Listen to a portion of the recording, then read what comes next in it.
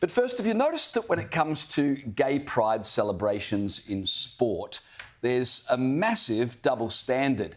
When Muslim athletes choose not to participate, there's barely a word. In fact, there's often respect for their principles. But when Christian athletes boycott such sporting events, they are instantly maligned.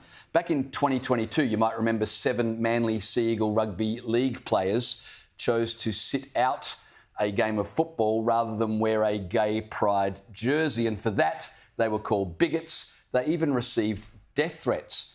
The irony was just a couple of months later, an AFLW player for GWS Giants also chose to sit out a pride game because of her Muslim beliefs. Well, the ABC described her as an up-and-coming leader in the Muslim community who'd been caught in a difficult situation. Well, this played out all over again in the English Premier League over the weekend, where they celebrated their LGBTQ Pride round. Now, as part of this celebration, captains of each team were required to wear a gay armband, and this, of course, created problems for religious players. Now, the captain of Ipswich is a Muslim born in Egypt, Sam Morsy. He chose just not to wear the gay armband at all, and nary a word was said.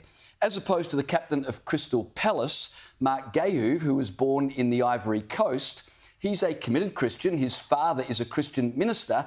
He decided, I'm going to wear the gay armband because I bear no ill will towards the LGBTQ community, but I do have a higher allegiance. I don't share their worldview. And so he wrote on the armband, Jesus loves you.